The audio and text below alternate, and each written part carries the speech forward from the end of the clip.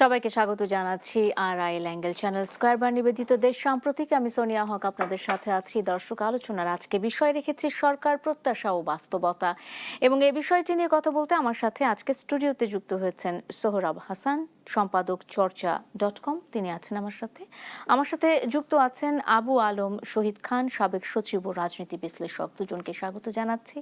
এবং যেমনটা বলছিলাম, আজকে আলোচনার বিষয় রেখেছি সরকার প্রত্যাশা ও বাস্তবতা।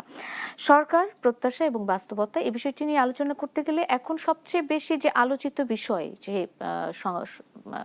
সংসদ অধিবেশন চলছে এবং সংসদে যে সবচেয়ে আলোচিত বিষয় বা বিতর্কের জায়গা যে তৈরি হয়েছে সেটি হলো জুলাই জাতীয় সনদের সংবিধান সম্পর্কিত সংস্কার প্রস্তাবগুলো বাস্তবায়নের সংবিধান সংস্কার পরিষদের অধিবেশন। বিষয়টি নিয়ে সরকার দল এবং বিরোধী দলের মধ্যে এক ধরনের দর কষাকষি বলি, আমরা সময় নির্ধারণ বলি, সেই বিষয়গুলো নিয়ে চলছে। আলোচনাটা শুরু করতে চাই আমি আবু আলম শহীদ খান আপনাকে দিয়ে। সংবিধান সংস্কার পরিষদ নিয়ে সংসদে এই যে বিতর্ক, এটি কেন কেন মনে হচ্ছে? সবকিছুই তো মীমাংসিত ছিল। না, সবকিছু মীমাংসিত ছিল না, কারণ ওটা দিয়ে এই উত্তরটা শুরু করি। মীমাংসিত ছিল না এই জন্য যে সংস্কারের বিষয়ে অনেক আলোচনা হয়েছে, অনেক কাভারেজও দেওয়া হয়েছে এবং অনেক ঘন্টার পর ঘন্টা মিটিং হয়েছে, এবং এখানে বিদেশি লোকজনও ছিলেন যাদেরকে আনা হয়েছিল কনসালটেন্ট হিসাবে, যারা উপদেষ্টার দায়িত্ব পালন করেছেন। এবং প্রধান উপদেষ্টার পরের পজিশনে আমাদের ঢাকা বিশ্ববিদ্যালয় সাংবাদিকতা বিভাগের ছাত্র, পরে শিক্ষক আলী রিয়াজ সাহেব ছিলেন। অনেক আলোচনা হয়েছে এবং এই আলোচনার পরে প্রত্যেক দল তাদের পক্ষ থেকে ব্রিফিং করেছে, এবং এরপরে আবার প্রধান উপদেষ্টা প্রেস উইংও ব্রিফিং করেছে। সুতরাং এগুলো সবকিছু জাতির সামনে আছে, এবং সেখানে যে সবকিছু নিয়ে একমত হয়েছে এরকম তো ভাবার কোনো কারণ নেই। যেহেতু সবাই একমত হয়নি, তাহলে সবকিছু মীমাংসিত হয়নি। তার প্রমাণক কি? তার প্রমাণক হচ্ছে যে যখন এটা সিগনেচার করতে বলা হয়, তখন এনসিপি যে নতুন দল ছিল, যাদের সংস্কারের জন্য যারা সবচেয়ে বেশি আন্দোলন করেছে, সবচেয়ে বেশি কথা বলেছে, তারাই এই প্রস্তাবে সাইন করেনি, পরে সাইন করেছে। আর বিএনপি যে সাইন করেছে সেটা হলো শর্ত সাপেক্ষে, তাদের নোট অফ ডিসেন্ট ছিল। সুতরাং সবকিছু মীমাংসিত ছিল, এরকম একটা ভুল ধারণা নিয়ে আমরা আলোচনা শুরু করতে চাই না বা শুরু করতে পারবো না। তাহলে অনেক কিছুই অমীমাংসিত ছিল। সেই মীমাংসা কোথায় হবে? সেই মীমাংসা হওয়ার জায়গা একটা তো ছিল আলাপ আলোচনা, নেগোসিয়েশন। সেই সময় সবকিছু মীমাংসা হয়ে যেতে পারতো। তখন নোবেল লরেট যিনি ছিলেন দায়িত্বে, তিনি একসময় বলেছিলেন, ডক্টর ইউনূস, যে যে সমস্ত বিষয়ে আমরা একমত হব সেই সব বিষয়ই আমরা সাইন করব এবং সেই সব বিষয় নিয়ে আমরা এগিয়ে যাব।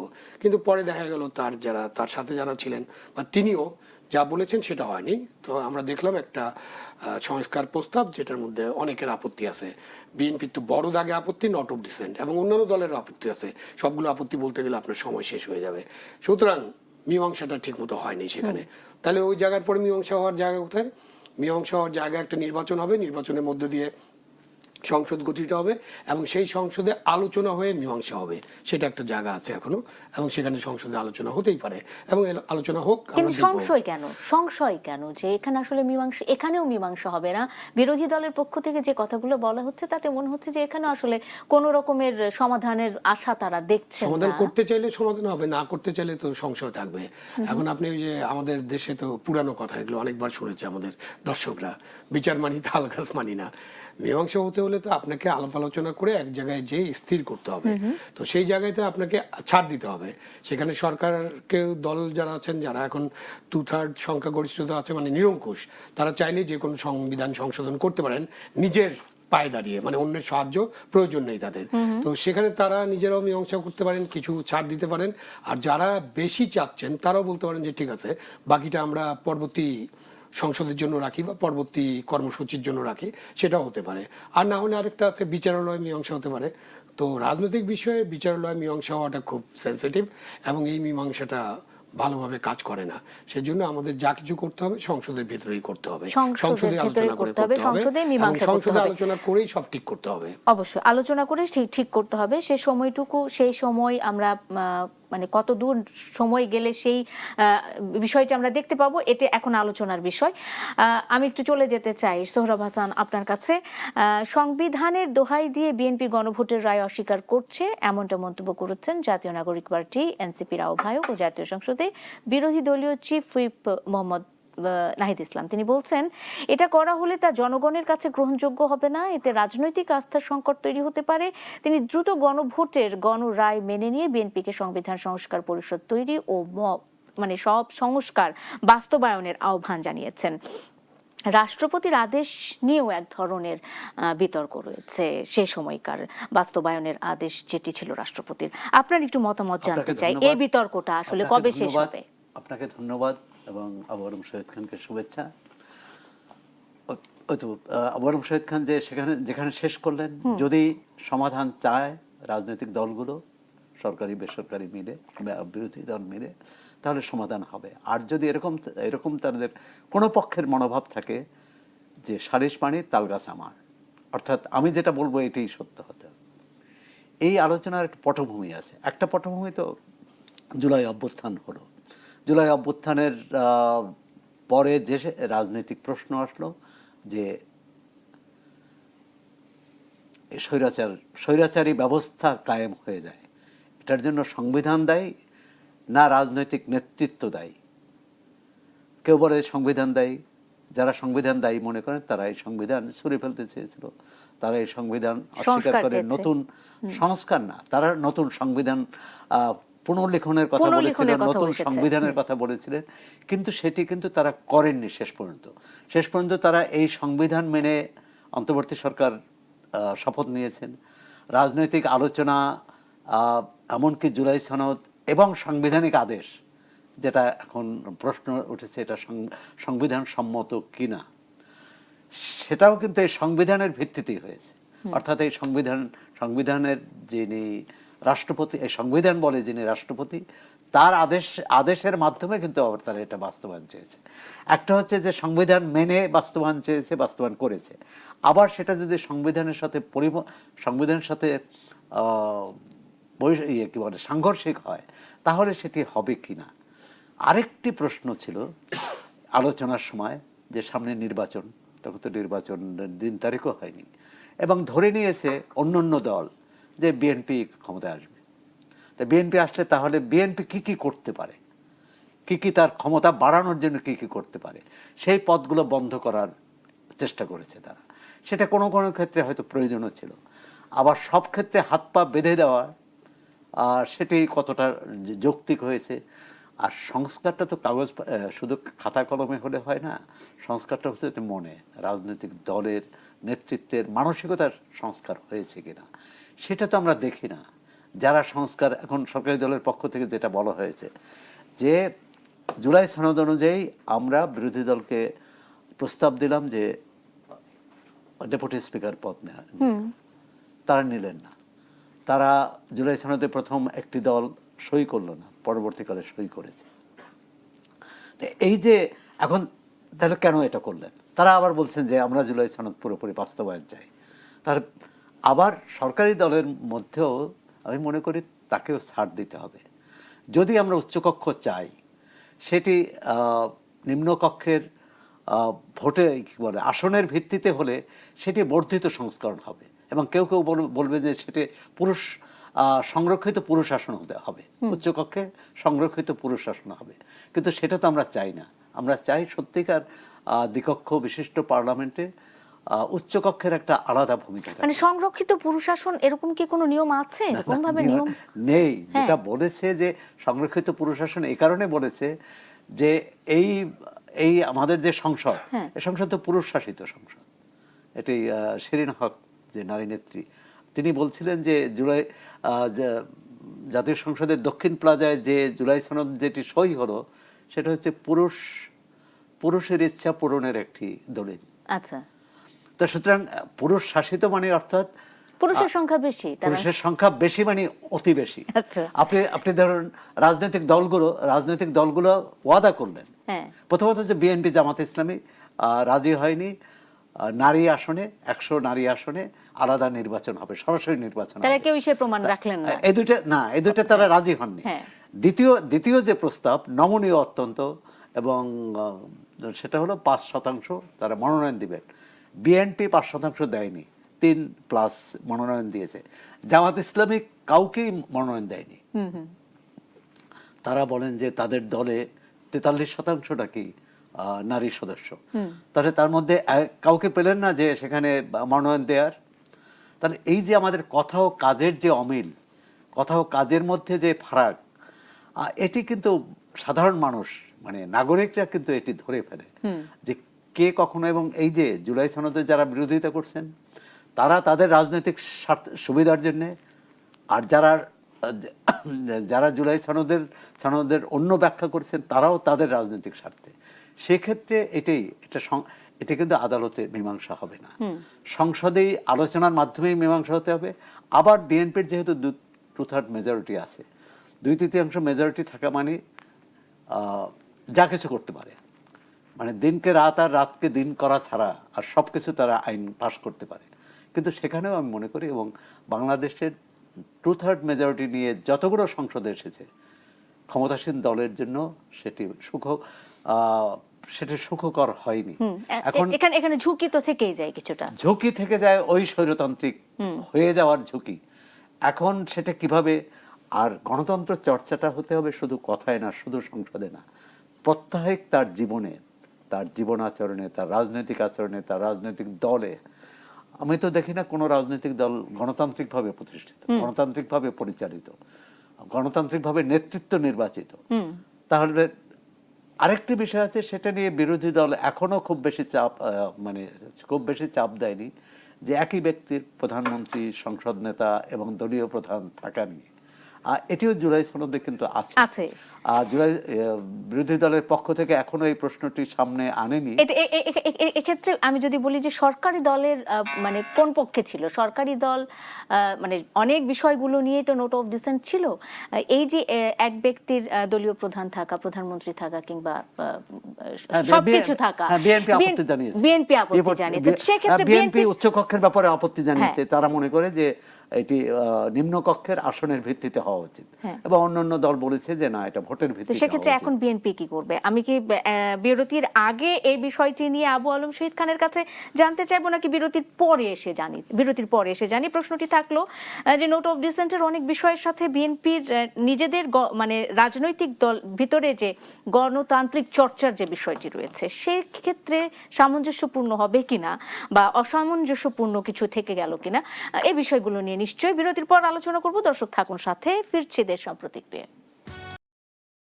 বিরতির পর স্বাগত আরেকবার। দেখছেন RIL অ্যাঙ্গেল চ্যানেল, স্কয়ার নিবেদিত দেশ সাম্প্রতিক। সোনিয়া হক আপনাদের সাথে আছি। আলোচনায় ফিরতে চাই সরকার প্রত্যাশা ও বাস্তবতা নিয়ে আমরা কথা বলছিলাম। জুলাই সনদ, গণভোট, এই বিষয়গুলো নিয়ে আমার অতিথিরা আমাদের সাথে কথা বলছিলেন। আমি এই অংশে চলে যেতে চাই আবু আলম শহীদ খান আপনার কাছে।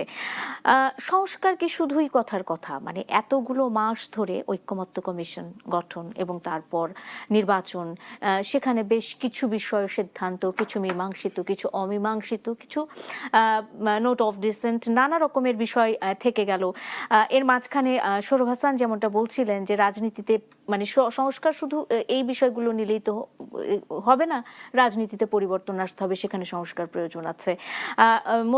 রাজনৈতিক যারা নেতৃবৃন্দ আছেন তাদের মনস্তত্ত্বে এক ধরনের পরিবর্তন দরকার, সেখানেও একটা সংস্কার দরকার আছে।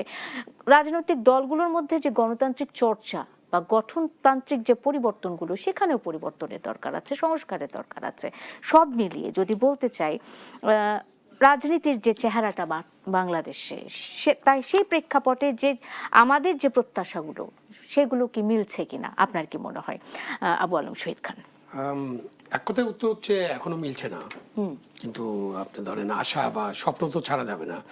সো একসময় না একসময় মিলতে হবে, কারণ আমরা একটা গণতান্ত্রিক রাষ্ট্র চাই, মধ্যপন্থী গণতান্ত্রিক রাষ্ট্র, একটা অসাম্প্রদায়িক রাষ্ট্র, এমন একটা রাষ্ট্র যেখানে সবাই এই রাষ্ট্রের যে সুযোগ সুবিধা, আইন কানুন, সেখানে সবাই সমানভাবে বিবেচিত হবেন। তো ওইরকম একটা রাষ্ট্র গড়ে তোলার জন্য যে সংস্কার দরকার আছে অবশ্যই, এবং সংস্কার করতে হবে। তো সেই সংস্কারগুলো অনেকেই বলতে পারেন যে এটা অনেক পেন্ডিং হয়ে গেছে, মানে আরও আগে হওয়া উচিত ছিল, তো হয়নি। এখন সামনে এই সংস্কারগুলো করা দরকার। এই জন্য বারবার অনেক সংস্কারের কথা এসছে, নতুন বন্দোবস্ত এসছে, সংবিধান ছুঁড়ে ফেলার কথা বলা হয়েছে, অনেক কিছু না মানার কথা বলা হয়েছে। বাট ফাইনালি কিন্তু আমরা এখন সংবিধানের ভেতর ভেতরে যে সমস্যার সমাধানগুলো খোঁজার চেষ্টা করছি, যে সংবিধানকে মুজিববাদী সংবিধান বা ফ্যাসিস্ট সংবিধান বলা হয়েছে, ওই সংবিধানের ভেতরেই আমরা সমাধান খোঁজার চেষ্টা করছি এবং সেই সমাধান সংবিধান ভিতরে খুঁজে বের করা সম্ভব, এবং সম্ভব বলেই তো সংসদ অধিবেশনে এগুলো নিয়ে ব্যাপক আলোচনা হবে, বিস্তারিত আলোচনা হবে। যেই আলোচনাই হোক বা আমরা যাই করি, যেই সংবিধান আমাদের থাকুক, যে আইন আমাদের থাকুক, সেখানে যদি মনস্তত্ত্বের পরিবর্তন না হয়, মানে মগজের পরিবর্তন, তো এখন আপনি হঠাৎ করে যদি বলেন যে এই রাজনৈতিক দলগুলোর সবার মনস্তত্ত্বে একটা পরিবর্তন আনতে হবে, এইভাবে তো পরিবর্তন আনা যায় না। এই পরিবর্তন আনার জন্য অনেকগুলো ফ্যাক্টর ওয়ার্ক করে। রাজনীতিবিদরা নিজেরাই বড় ফ্যাক্টর, রাজনৈতিক দলটাই বড় ফ্যাক্টর, যে তারা নিজেরা কেমন করে দলটা গড়ে তুলতে চান এবং দলটা গড়ে তোলার জন্য তাদের মাথায় কি কাজ করতেছে, এবং তারা নিশ্চয়ই একটা গণতান্ত্রিক দল গড়ে তুলতে চান। এবং যে ফ্যাসিস্ট দল গড়ে তুলতে চায় মুসলিমের মতো, সে তো ফ্যাসিস্ট দল গ্রহণ করবে। যে একদম উগ্র ডানপন্থী একটা দল করতে চায়, সে উগ্র ডানপন্থীর একটা দল করবে। যে জঙ্গি দল করতে চায়, সে কিন্তু জঙ্গি দল করবে। সুতরাং আমাদের রাজনীতিতে যে দলগুলো গণতন্ত্রের কথা বলে, গণতন্ত্র চায় এবং গণতান্ত্রিক সমাজ ব্যবস্থার কথা বলে, তাদেরকে অবশ্যই নিজেদের মধ্যে একটা গণতন্ত্রের চর্চা তারা কিভাবে করবেন তাকে ঠিক করতে হবে। এবং সেটা নেই, বাট আমি স্বপ্ন ছাড়তে রাজি না। সেটা পুরোপুরি নেই এটা বলা যায়, এবং একেবারে নেই এটা বলা যায় না। সেজন্য কিছু চর্চা আছে, এবং সেই চর্চাগুলোকে যদি আমরা আরেকটু উন্নত করতে পারি, এখানে বাংলাদেশের জনগণের একটা বিশাল ভূমিকা আছে। আমরা তো শুধু এই টেবিলে আলোচনা করলে তো আর সংস্কার হয়ে যাবে না কিছু, বা মনের পরিবর্তন হবে না।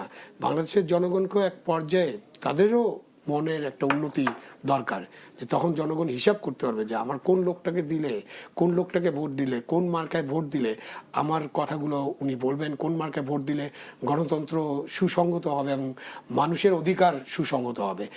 এই চিন্তা ভাবনা করে কতদিন সময় লাগবে এটা বলা খুব কঠিন। বাট রাজনৈতিক দলগুলো যদি চান, মানে বিশেষ করে সরকারের যে দল আছে, বড় দলগুলো, ছোট দলগুলোর তো অবশ্যই রোল আছে, তারা অনেক কথা বলতে পারবেন, আমাদেরও রোল আছে, আমরা ছোটখাটো বিষয়ে মতামত দিতে পারবো। কিন্তু রাজনৈতিক দলগুলোকে, বড় দলগুলোকে ঠিক করতে হবে তারা কিভাবে দেশটা পরিচালনা করতে চান, দলটা পরিচালনা করতে চান।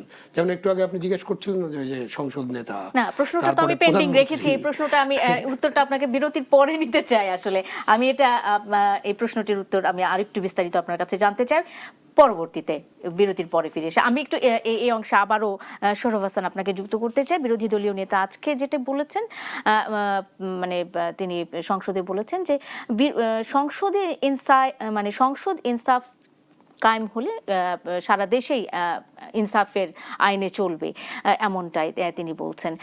সংসদে ইনসাফ কায়েম করতে হবে, এই বিষয়টির ওপর তিনি তাগিদ দিয়েছেন। আমি একটু বিশ্লেষণটা চাই, আসলে কোন জায়গা থেকে তিনি বলছেন যে ইনসাফটা কায়েম হচ্ছে না, তার কেন মনে হচ্ছে, এটা একটু জানতে চাই আপনার কাছে, সৌরভ হাসান। ইনসাফ তো ন্যায়, হ্যাঁ, ন্যায় তো সবাই চাই, শুধু সংসদে কেন, আমরা সারা দেশেই চাই, রাজনৈতিক দলে চাই, রাজনৈতিক দলের নীতি আদর্শ গঠনতন্ত্রে ইনসাফ চাই, যেখানে ইনসাফ মানে কি সবার সমান অধিকার থাকবে।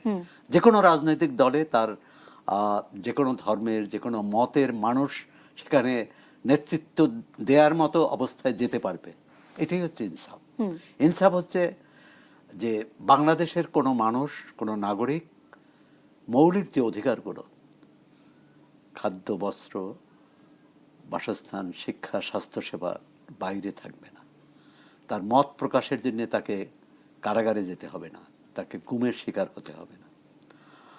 সংবাদ মাধ্যম সরকারের সমালোচনা করার জন্য সংবাদ মাধ্যমের কর্মীদের জেলে যেতে হবে না, অথবা মিথ্যা মামলার মুখোমুখি হতে হবে না। আজকে দেখুন, আমাদের অনেক সাংবাদিক বন্ধুর বিরুদ্ধে অন্তর্বর্তী সরকার ক্ষমতায় এসেই কিন্তু হত্যা মামলা করেছে।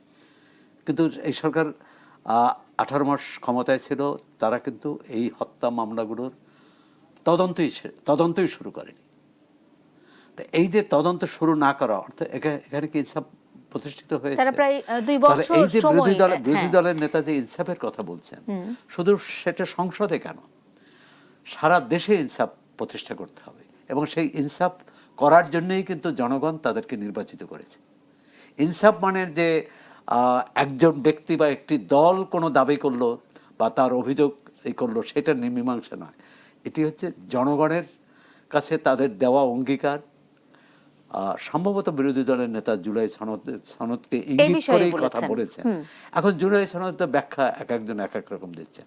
আপনি সংবিধানের ভিত্তিতে যে ব্যাখ্যা যে সনদ করলেন, সেই সনদ সংবিধানের বাইরে তো যেতে পারবে না। তাহলে সংবিধানটা পরিবর্তন করতে হবে, তাহলে আরেকটি গণপরিষদ গঠন করতে হবে। আর যেটি বিরোধী দল কথা বলছে যে এর আগে অনেক ক্ষেত্রে অনেকবার বড় বড় সংবিধানের সংশোধনী হয়েছে, পরবর্তীকালে এটা টেকেনি। যেমন ত্রয়োদশ সংশোধনীর কথা বলা হয়, পঞ্চদশ সংশোধনীর কথা বলা হয়, পঞ্চম সংশোধনীর কথা বলা হয়, সপ্তম সংশোধনীর কথা বলা হয়, কিন্তু না টিকলেও কেন টেকেনি সেটা জিজ্ঞাসা। অর্থাৎ ব্যক্তি স্বার্থে, গোষ্ঠী স্বার্থে, দলীয় স্বার্থে যদি কেউ সংবিধান পরিবর্তন করে, সেটি জনগণের জন্য কল্যাণ বয়ে আনে না। কিন্তু জনগণের কল্যাণে যদি কোনো পরিবর্তন আসে, সেটা কিন্তু সবাই গ্রহণ করবে। যেমন অন্তর্বর্তী সরকারের অনেক খারাপ কাজ করেছে, মানে অনেক সমালোচনা আছে তাদের, কিন্তু তারা একটা নির্বাচন তো করেছে, অর্থাৎ যেখানে মানুষ ভোট দিতে পেরেছে। তো এটা একটা ইনসাফ। আবার তারা বিচারের নামে যে অবিচার করেছে, এই যে হাজার হাজার মানুষকে মানে জেলে রেখেছে। আবার আওয়ামী লীগ আমলে ছিল গায়েবী মামলা, এই সরকারের আমলে হয়েছে গয়রহ মামলা। ইনসাফ তখনই হবে যদি এইসব বিষয় নিয়ে জাতীয় সংসদে বিস্তারিত আলোচনা হয়। সরকারের কাছে এই বিরোধী দলের নেতারা যদি, বিরোধী দল বা নেতারা যদি ব্যাখ্যা দাবি করেন কেন হয়েছে, একজন নাগরিকের মানবাধিকার লঙ্ঘন হচ্ছে ইনসাফের পরিপন্থী। সুতরাং আমরা চাইব আবার একজন নাগরিক অন্যায় করলে তার বিচার। আপনার কি মনে হয় যে বিরোধী দল এই দাবিটি তুলবে? মানে এই যে সাংবাদিকদের কথা আমরা বললাম, যারা প্রায় 2 বছরের বেশি সময়ে হত্যা মামলা, মানে সাংবাদিকদের বিরুদ্ধে হত্যা মামলা দেয়া হয়েছে, তারা এখন পর্যন্ত অন্যায্য মামলা, এক্স্যাক্টলি, তারা এখন পর্যন্ত জেলে, মানে জেলের ভেতরে আছে। আমি আর শব্দ ব্যবহার করতে চাই না।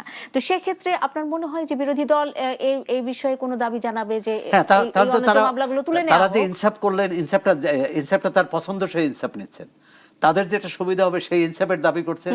আর যেটা বৃহত্তর জনগণের সুবিধা হবে, বৃহত্তর জনগণের ন্যায় বিচার প্রতিষ্ঠা হবে, সেটার কথা ভুলে যাচ্ছে বা সেটা বলছেন না। তাই একই কথা। আবার ক্ষমতাসীন দলও তো অঙ্গীকার করেছে এবং তারাও স্বীকার করেছে যে অন্তর্বর্তী সরকারে আমলে অনেক মিথ্যা মামলা হয়েছে। এমনকি অন্তর্বর্তী সরকারের যারা নীতি নির্ধারক, যারা উপদেষ্টা ছিলেন, তারাও স্বীকার করেছেন ভুয়া মামলা হয়েছে। এবং ভুয়া মামলা চিহ্নিত করার জন্য কমিটিও করা হয়েছিল, কিন্তু চিহ্নিত করা হয়নি এবং এই মামলাগুলো প্রত্যাহারও করা হয়নি। আমি ফিরবো, একটা বিরতি নেই, বিরতি নিয়ে আলোচনায় ফিরবো। দর্শক, আর একটা বিরতি নিচ্ছি দেশ সাম্প্রতিকের সঙ্গে থাকুন, ফিরছি এক্ষুনি। সাম্প্রতিক নিবেদন করছে আরআইএল অ্যাঙ্গেল চ্যানেল স্কয়ারবার। আমি সোনিয়া হক আপনাদের সাথে আছি। আলোচনায় সরাসরি চলে যেতে চাই আবু আলম শহীদ খান। একটি ছোট্ট খবর দিয়েই আমি ওই প্রশ্নটি করতে চাই, যে প্রশ্নটির উত্তর আপনার কাছে রেখেছিলাম। প্রধানমন্ত্রী ও সংসদ নেতা এক ব্যক্তি হতে পারবেন, এ বিষয়ে সব দল মোটামুটি একমত বলে উল্লেখ করেছেন বিএনপি স্থায়ী কমিটির সদস্য সালাউদ্দিন আহমেদ। তিনি বলেছেন, কিন্তু এক ব্যক্তি প্রধানমন্ত্রী ও দলীয় প্রধান হওয়া নিয়ে কারো দ্বিমত আছে। তবে বিএনপির মতামত হচ্ছে 70 অনুচ্ছেদে মত ভিন্ন মত, ডিসেন্ট নোট রাখা। এটা সংসদে যে দল সংখ্যাগরিষ্ঠতা পাবে তারা ঠিক করবে। এখানে আমাদের অবস্থান, প্রধানমন্ত্রী হওয়ার কারণে কাউকে দলীয় প্রধান হতে না দেয়া মানে তার গণতান্ত্রিক অধিকার খর্ব করা। আমরা এর আগেও দেখেছি এই যে দলীয় প্রধান এবং প্রধানমন্ত্রী, এই বিষয়টি নিয়ে আমরা গত 17 বছর এক ধরনের রাজনীতি দেখেছি, এক ধরনের চিত্র দেখেছি। বিএনপিও কি সেই রাস্তায় বা সেই পথে হাঁটছে কিনা, আপনার কি মনে হয় আবু আলম শহীদ? না, সেই পথে হাঁটছে এরকমটা না বলে আমরা বলি যে এটাই এক ধরনের পথ যেটা পৃথিবীর অন্য দেশে অনুসরণ হয়। আপনার ভারতের প্রধানমন্ত্রী তো ওখানে আছেন এবং তিনি কিন্তু সংসদ নেতাও। তো এইরকম পৃথিবীর বিভিন্ন দেশে এক ব্যক্তি অনেক ফিগারটা অনেক ইম্পর্টেন্ট হয়ে যায়। তো দলের মধ্যেও তার প্রভাব থাকে এবং দলের বাইরে যিনি রাষ্ট্র পরিচালনা করেন সেখানেও প্রভাব থাকে। এখন বিএনপি দল হিসেবে যদি মনে করে যে আমরা দলীয় প্রধান অমুককে রাখতে চাই, তাহলে বিএনপি তো সেটাই বিএনপি করবে। বিএনপির দলীয় প্রধান কিভাবে নির্বাচিত হবে, এটা বিএনপির যে তাদের যে আছে গঠনতন্ত্র আছে, গঠনতন্ত্র অনুযায়ী তারা নির্বাচন করবেন। তো সেইখানে তো আপনি বাইরে থেকে বলে দিতে পারবেন না, মানে জনগণ বা অন্য কোনো দল ডিসাইড করতে পারবে না যে বিএনপির দলীয় নেতা চেঞ্জ করতে হবে। সুতরাং তারা যদি চেঞ্জ করতে না চান ভালো কথা, তারা রাখেন না, অসুবিধা কি। এখন 3 দলীয় নেতা, দলের প্রধান, সংসদ নেতা এবং প্রধানমন্ত্রী হলে তার কাজকর্মে কোনো অসুবিধা হয় কিনা, মানে তিনি তিনটা দায়িত্ব একসাথে পালন করতে পারবেন কিনা, এটা তো সময়ে প্রমাণ হবে। জবাবদিহিতার জায়গাটা, জবাবদিহিতার জায়গায় আমি তো কোনো অসুবিধা দেখি না, এখানে কোনো অসুবিধা নেই। সব কিছুর মূলে আছে আপনার মনন, আপনি কি করতে চান। এখন আপনার কাছে 10টা ক্ষমতা থাকলেও আপনি এক ধরনের আচরণ করবেন, একটা ক্ষমতা থাকলেও ওইটার ভিত্তিতে এক ধরনের আচরণ করবেন। যদি কেউ মনে করে যে আমি দেশের কল্যাণ করব, জনগণের কল্যাণ করব, দেশকে নতুন পথ দেখাবো, গণতন্ত্রের দিকে অগ্রসর হব, তার কাছে এই 3টা দায়িত্ব থাকলে তিনি এখানে ব্যর্থ হবেন, এটা ভাবার কোনো কারণ নেই এবং হওয়ারও কথা না। সুতরাং বিএনপি নেতা কে হবেন এটা বিএনপিকে ঠিক করতে দেন। আমি সংসদে বসে আলোচনা করে বিএনপি নেতা পরিবর্তন করে দিতে পারবো না। আর যে সংস্কারের ব্যাপারে বিএনপি যেগুলোতে রাজি ছিল সেগুলো যদি দয়া করে ওনারা করেন, সেটা একটা পথ, এক পা হাঁটলাম বা 2 পা এগুলাম, এবং তারপরে যদি আরও সংস্কার দরকার হয় এগুলো নিয়ে আলোচনা করেন। এবং ফাইনালি যদি সংসদে এইটার সমাধান না হয়, ফাইনালি যদি আমাদের উচ্চ আদালতের সমাধান না হয়, আইন দ্বারা সমাধান না হয়, তাহলে তো তাদের জন্য রাজপথ আছে। তো বারবার তো জনগণকে রাজপথের দিকে টানা যাবে না। রাজপথে আর কত রক্ত দেবে বাংলাদেশের জনগণ? অনেকবার দিয়েছে, তো অনেকবার রাজপথ রঞ্জিত করেছে, অনেক অভ্যুত্থানের সাথে বাংলাদেশের জনগণ যুক্ত। সুতরাং বাংলাদেশের জনগণ, আমার মনে হয় যে বাংলাদেশের জনগণ এখন যা চায় বা যা চাইতে পারে, যে সব কিছুর মধ্যে কিন্তু জনগণ, ওই জনগণ কাছে গ্রহণযোগ্য হবে না। গ্রহণযোগ্য করি তো আমরা, মানে যে রাজনৈতিক দলগুলো বা যারা আলোচনা করেন তারাই বলে এইটা জনগণের কাছে গ্রহণযোগ্য হবে না, কিন্তু জনগণ কিন্তু ফাইনাল রাউন্ডে নামে, তার আগে কিন্তু নামে না। তার আগে সব এই যে সেমিফাইনাল, কোয়ার্টার ফাইনাল, এমনি হিট, এগুলো চলতে থাকে। তো এগুলো চলতে থাকুক না, এগুলো এটাই রাজনৈতিক সৌন্দর্য, চলতে দেন। এখন সংসদে আলোচনা হোক, দেখি আলোচনা কত দূর পর্যন্ত গড়ায়, গড়ানোর পরে এই যে সংবিধান সংস্কার পরিষদ নামের একটা জিনিস আছে, ওইটা তো কি, ওটা কি এটা কি হবে, এই প্রশ্নের উত্তর আমি একটু সৌরভ হাসান আপনার কাছে নিতে চাই। একটি দল মানে সংবিধান সংস্কার পরিষদ হচ্ছে কিনা এই বিষয়টি নিয়ে আলোচনা শুরু হয়েছে এবং সকলেই প্রশ্নটি করছে, এবং এক দল একটি শপথ নিয়ে সরকার দল হিসেবে প্রতিনিধিত্ব করছে, আরেক দল 2টি শপথ নিয়ে বিরোধী দল হিসেবে সংসদে প্রতিনিধিত্ব করছে। তো সেক্ষেত্রে এই বিষয়গুলো তো ওই যে মীমাংসার বিষয় দিয়ে শুরু করেছিলাম, মীমাংসাটা কিভাবে হবে?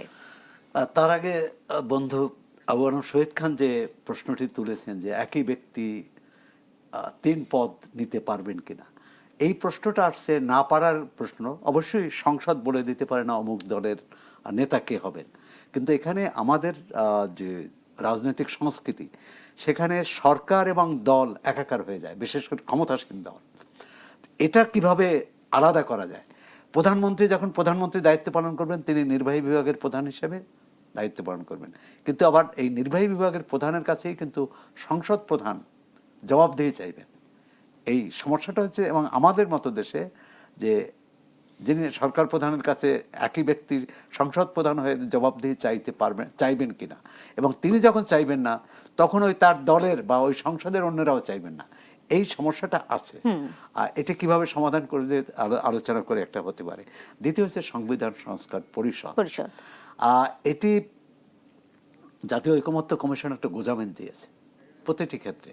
যখন দেখছে যে সবাইকে একমত করতে পারছে না, তখন ওই যে নোট অফ ডিসেন্ট রাখছে, আবার সাংবিধানিক আদেশে নোট অফ ডিসেন্ট বাদ দিয়েছে।